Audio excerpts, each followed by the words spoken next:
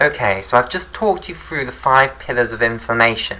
Now what we're going to see in this video is how you produce these 5 pillars of inflammation.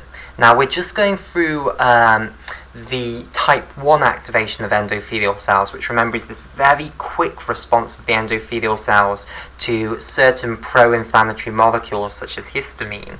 And this causes quite a few of these signs of celsus. Okay, so it's specifically going to lead to rubor, calor, and tumor.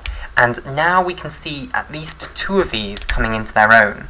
So rubor and calor, redness and hotness of the affected area. How is that going to be produced? Well, we've just said that when the endothelial cells undergo type 1 activation, they start producing prostacyclin and nitric oxide. And this causes vasodilatation of the arterioles which supply the affected area. Okay, so if those arterioles vasodilate, they're going to allow more blood to flow through them. So you're going to get a greater amount of blood being pumped or moving through this affected area. Okay, and that's going to lead to the affected area becoming redder, rubor, and it's also going to lead to the affected area becoming hotter, calor. Okay, right. So what other responses happen in type 1 activation? That's the response that's important in the arterioles. Now, 2 other things that are important occur. Firstly, the endothelial cells start to undergo what's known as endothelial contraction. Okay, so this is endothelial contraction. And this is important in the capillaries and even more so in the venules. Okay, so what happens is the endothelial cells start to contract and they move away from their neighbours. So usually between 2 neighbouring endothelial cells, if we've got one endothelial cell here, okay, and another endothelial cell here, then usually between those 2 endothelial cells you have very tight junctions. And I'm going to draw a bigger picture on the other side so that I can show you these in more detail. Okay, so usually between endothelial cells, between neighbouring endothelial cells, so let's say we have one endothelial cell here and another endothelial cell here. Okay, and they're both sitting on a basement membrane of collagen and other proteins. So I'll put the basement membrane here. Then basically you don't just have gaps between the 2 neighbouring endothelial cells. Instead what you have is 2 types of protein complex which are holding the 2 cells together very tightly. Okay, now the outer of these, the one that's closer to the lumen, that is known as a tight junction. Okay, and it's a huge number of proteins that all are involved in adhering the 2 membranes close together that form that tight junction. Okay, and then this lower down protein complex that's closer to the basement membrane, this is what's known as an adherens junction. Okay, right, so you have these 2 forms of junction between neighbouring endothelial cells which hold the 2 membranes closely adhered together and mean that there's not really that much of a gap in between these 2 cells. In addition, the actual protein complexes themselves fill in the gap between the 2 endothelial cells. So molecules that are in the blood firstly will struggle to get through this gap because the 2 membranes are being held so close together, but in addition the actual bulk of the proteins that are involved in this complex are going to form a physical barrier to the movement of molecules through the gap, basically. Okay, so what's going to happen in type 1 activated endothelial cells is that you're going to get what's known as endothelial contraction, where this endothelial cell will move this membrane in this direction, and this endothelial cell will move its membrane in this direction, and it will pull the proteins involved in the protein complex apart. So there are some proteins on this endothelial cell, we'll call this endothelial cell 1, and there are some proteins on this endothelial cell 2, and these 2 proteins, well, these 2 types of protein will interact to form the junction.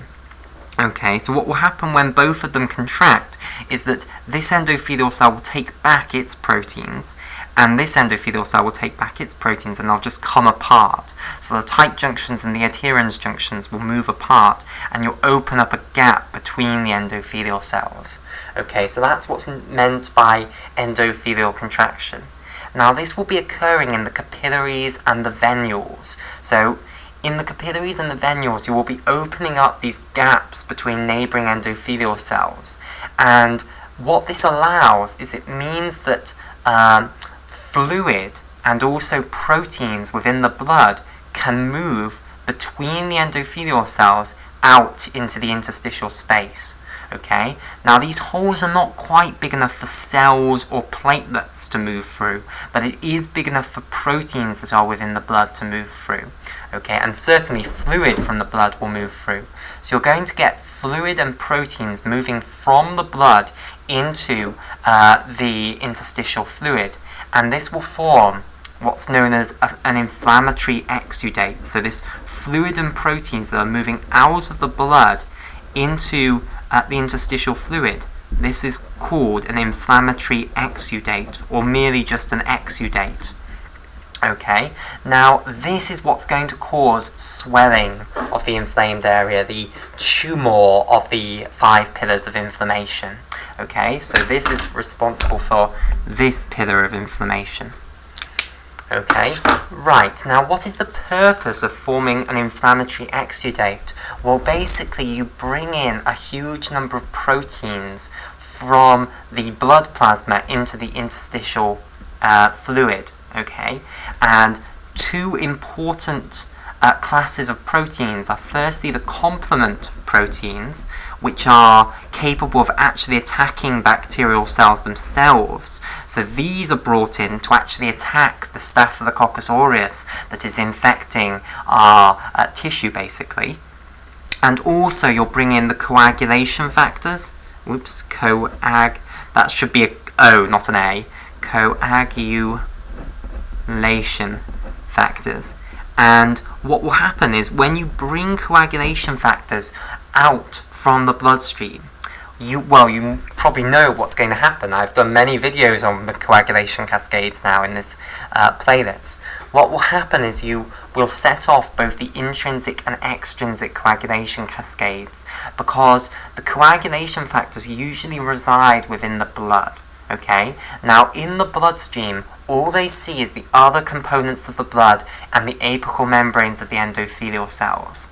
Now, when they come out of the bloodstream, they come into contact with a whole new plethora of molecules and cell types. Okay, so they'll see collagen for the first time, they'll see tissue factor for the first time. And both of these molecules, collagen and tissue factor, activate coagulation cascades. So collagen activates the intrinsic coagulation cascade, and tissue factor activates the extrinsic coagulation cascade. Okay? And when you activate the coagulation cascades, the overall result of that is that you convert fibrinogen into fibrin, and fibrin is then assembled into fibrin strands. Okay, now you might wonder, well, what is the purpose of dumping a whole bunch of fibrin strands in the interstitial space? Well, basically what will happen is you'll form a huge, great meshwork of fibrin. Okay, imagine a really dense spider's web. Okay, and this will surround and enclose all of these Staphylococcus aureus cells so that they can't move, basically. It will encapture them, and it will stop them from being able to divide as well, because they simply don't have the space to divide. They don't have the space to grow. So it stops them from spreading, basically. So coagulation, the activation of the coagulation cascades, is quite an important part of the innate immune system. Okay, so these are both innate attacks on the bacteria, because they're not specific to the type of bacterium that we have brought in. It would do the same thing for anything, basically. Okay, so these are both parts of innate immune attack. Okay, and everything we look at in this video will be the innate immune system. Okay, right.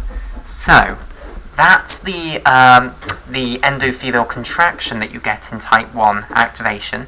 Finally, the final component of type 1 activation is that you put on the surface of your endothelial cells, you put P-selectin, and you also put platelet activating factor, or PAF. Okay?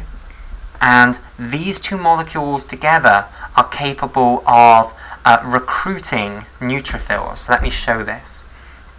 So if we've got our endothelial cell here, what we'll do